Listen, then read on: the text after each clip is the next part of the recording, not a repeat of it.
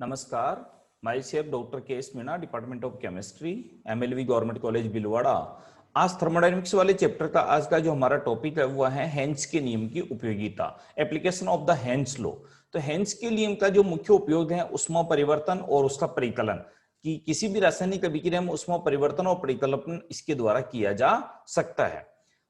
पहला जो इसका एप्लीकेशन है वो हीट ऑफ फॉर्मेशन है। किसी भी यौगिक की संभव उष्मा परिकलन करना वैसे डायरेक्टली संभव नहीं है, लेकिन दहन उष्मा और रासायनिक अभिक्रिया समीकरण के द्वारा जोड़कर, घटाकर और गुणा करके इस तरह से हम इसकी गणना कर सकते हैं।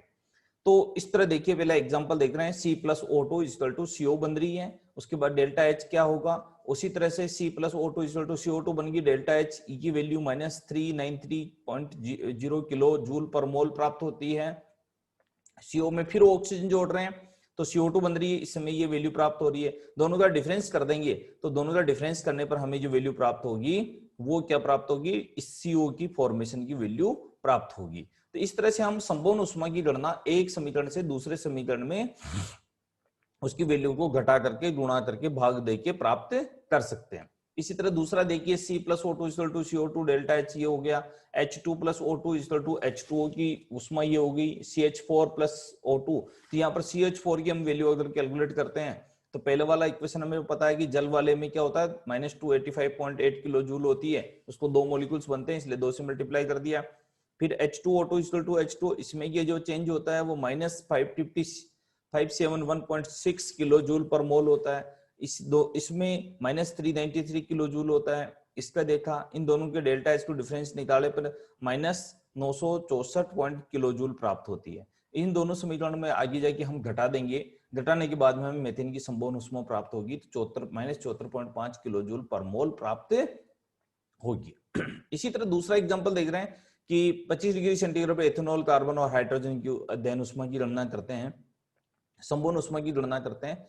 तो ये देखिए, इसी कार्बन, ऑक्सीजन, ऑक्सीजन मिलकर के एथेनॉल बना रहा है। डेल्टा H की वैल्यू कैलकुलेट करनी है। C2H5OH में ऑक्सीजन की अभिक्रिया कराते हैं, CO2H2 बनता है, उसमें एंथैल्पी चेंजेज ये होता है। C प्लस O2 में CO2 बनता है, एंथैल्पी चेंजेज ये वाला होता है। H2 1/2 O2, इसमें एंथैल्पी चेंजेज ये वाला होता है। तो दोनों समीकरण में देख लेंगे, C plus O2 equal to CO2 2 multiply कर देंगे, इसको 3 से मल्टीप्लाई कर देंगे, इसमें से इक्वेशन इसको घटाते हैं तो यहाँ पर देखिए ये इसमें C plus O2 plus CO2 में ये चेंजेज हुआ, H2 और O2 में H2 बना तो ये चेंजेज हुआ। C प्लस H2 प्लस 7 वाला जो है इसमें जो चेंजेज हम निकालेंगे तो -857.7 किलो जूल, और टोटल डिफरेंस हम निकालेंगे तो -1644.7 किलो जूल डिफरेंस हमें यहाँ पर एनर्जी का मिला। टोटल हम कैलकुलेशन करते हैं लास्ट इक्वेशन के हिसाब से, तो डेल्टा H की वैल्यू इन दोनों को डिफरेंस निकालने पर हमें प्राप्त होती है -277.7 किलो जूल पर मोल। ये किसके लिए, एथेनॉल के लिए हीट ऑफ फॉर्मेशन है। दूसरा calculation of heat of transition, किसी भी तत्व को एक रूप से दूसरे रूप में जब बदलते हैं तो इसको बोलते हैं ट्रांसफॉर्मेशन। तो एक परिवर्तन में बहुत गति धीमी होती है, अंतराल भी बहुत ज्यादा कम ज्यादा हो सकता है, उष्मा क्षेपी, उष्मा शोषी अभिक्रिया संभव है। संक्रमण उष्मा, उसमें जो एनर्जी में चेंज होगा उसको हम बोलते हैं हीट ऑफ ट्रांसफॉर्मेशन, संक्रमण उष्मा। उष्मा के परिकलन में प्रयोगी रूप से तो संभव नहीं है, किंतु हेंस के नियम के आधार पर हम इसको डिटरमाइन कर सकते हैं। जिस कार्बन का जो ग्रेफाइट हीरे में परिवर्तित होता है तो उष्वोषित उष्मा 1.89 किलो जूल जिसको बोलते हैं परिकलन द्वारा ज्ञात कर सकते हैं। यदि हीरा और ग्रेफाइट की दहन उष्मा दे रखी है हमारे को, तो जैसे ही ये इक्वेशन की ये होगी डेल्टा H, हीरे से ये टूटा ये हो गई, C ग्रेफाइट से ऑक्सीजन अभिक्रिया कराई CO2 हो गई, ये वाली हो गई। C हीरे से ऑक्सीजन के साथ अभिक्रिया कराई CO2 हो गई, ये वाली दहन उष्मा प्राप्त हो गई। तो हीरे से मानी ग्रेफाइट से हीरा में जब परिवर्तित हुआ तो डेल्टा H इक्वल टू 0, यानी दोनों का डिफरेंस निकालने पर क्या होता है कि एनर्जी हमें क्या होती है, 0 प्राप्त होती है। तो हीरे से दोनों के बीच में जो एंथैल्पी जो चेंज होता है वो होता है -1.89 किलो जूल पर मोल, यानी ग्रेफाइट से हीरे में परिवर्तन की संक्रमण उष्मा की वैल्यू है ये। इसी तरह से जो सल्फर है उसके दो अप्रूपक होते हैं, रोम्बिक और मोनोक्लिनिक। मान एकंताक्ष और विषमताक्ष गंधक की दहन उष्मा जो है उसको कैलकुलेट करते हैं। जैसे ये रोम्बिक है प्लस ऑक्सीजन अभिक्रिया कर रहा है तो SO2 बना रही है, डेल्टा H की वैल्यू ये होती है। ये मोनोक्लिनिक है, H2 के साथ अभिक्रिया कराई, SO2 बना रही, ये डिफरेंस है। दोनों में से दोनों का डिफरेंस निकाल दिया तो 3 kilo kilo kilo kilo joule per mole हमें दोनों का डिफरेंस हमें प्राप्त होता है। इसी तरह होता है calculation of the enthalpy of hydrogen, जल योजन, किसी जल में घुलने की क्षमता। किसी क्रिस्टलीय पदार्थ जलयोजित होता है अर्थात जल के कुछ अणु यौगिक में जुड़ जाते हैं। इस प्रकार क्रिस्टलीय पदार्थ में निर्जल अवस्था से जलोजित अवस्था में परिवर्तित होते हुए उष्मा परिवर्तन को जलयोजन उष्मा कहते हैं। किसी यौगिक की जलयोजन उष्मा का प्रत्यक्ष रूप से तो मापन संभव नहीं है, तो हेंस के नियम के अनुसार हम निकाल सकते हैं। जैसे एक निर्जल कैल्शियम कॉपर सल्फेट है और एक जलयोजित कॉपर सल्फेट है, तो CuSO4 और CuSO4.5H2, तो CuSO4 एक्वस CuSO4 एक्वस, इस समय इसकी डेल्टा H की वैल्यू ये होती है। CuSO4 5.H2O, इसकी जो वैल्यू होती है दोनों में से घटा देंगे तो इसकी तो CuSO4 एक्वस से CuSO4 एक्वस में 66 है, इसकी ये है, तो अतः अंत में से जलयोजन उष्मा को हम गणना कर सकते हैं। दोनों में डिफरेंस जो होता है वो जलयोजन उष्मा होता है। स्थिर दाब और स्थिर आयतन पर अभिक्रिया उष्माएं और उसके संबंध, heat of reaction at the constant pressure and constant volume and relationship between them.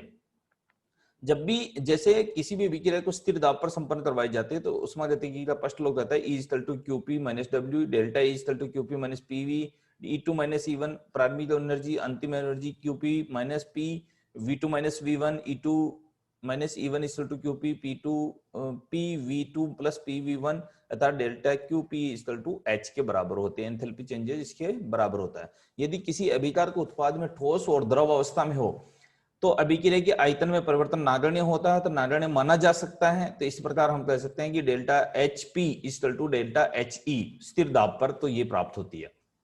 इसी प्रकार यदि किसी अभिक्रिया की स्थिर आयतन पर करवाई जाए तो delta E equal to QE plus minus W equal to QE, अतः अभिक्रिया स्थिर दाब पर अगर संपन्न करवाई जाए तो उसमें हुए उष्मा परिवर्तन स्थिर दाब पर हीट ऑफ रिएक्शन और कांस्टेंट प्रेशर कहते हैं। अधिकांश अभिक्रियाएं स्थिर दाब पर अर्थात एक वायुमंडलीय दाब पर संपन्न कराई जाती हैं।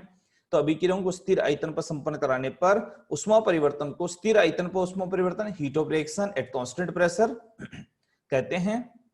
अभिकार और उत्पाद के ठोस और द्रव में होने वाली QP और QV में मान समान हो जाते हैं और गैसीय अवस्था होने पर मान भिन्न भिन्न होते हैं, माने ठोस और द्रव में सेम होंगे, उसमें भिन्न भिन्न होंगे।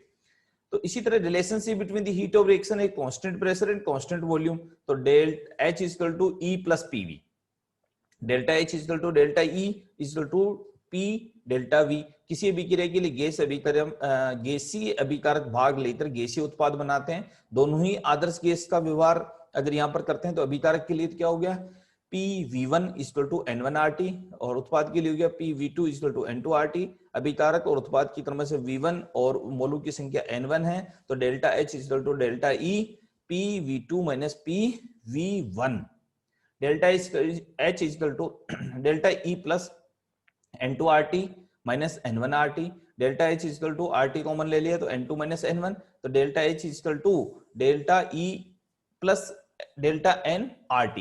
अर्थात गैसीय उत्पाद और गैसीय अभिकारक में मोलों की संख्या में जो अंतर होता है उसके ऊपर डिपेंड करती है। तो QP equal to QV plus NR delta NRT। स्थिर दाब पर अभिक्रिया उष्मा स्थिर आयतन पर अभिक्रिया उष्मा का संबंध है ये, और के मान भिन्न भिन्न हो सकते हैं और रासायनिक समीकरण द्वारा इसको देखो डिफाइन कर रहे हैं हम। H2 plus I2 equal to 2HI। इस अभिक्रिया में डेल्टा N इसकी वैल्यू क्या होती है 0 होती है, तो QP इक्वल टू PV। अर्थात किसी गैसीय अभिक्रिया में अभिकारक उत्पाद के मोलों की संख्या समान होने पर स्थिर दाब पर अभिक्रिया उष्मा QP स्थिर आयतन पर अभिक्रिया उष्मा के समान होती है।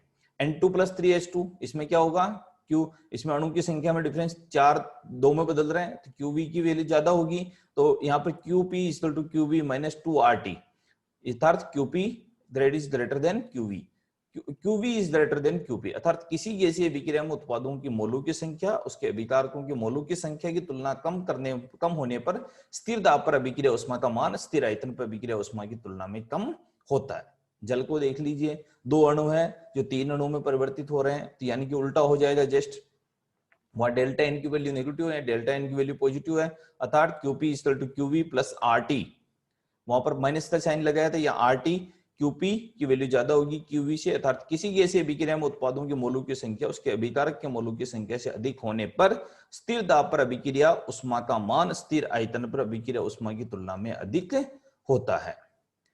अभिक्रिया की एक वायुमंडलीय दाब और 1 किलो बम कैलोरीमीटर के द्वारा अगर हम इसको ज्ञात करें तो delta H equal to delta E plus delta HRT, तो delta N equal to 1 minus ये कैलकुलेशन हम करके और डेल्टा एन की वैल्यू जो हमें प्राप्त होती है वो प्राप्त होती है -98.27 किलो जूल।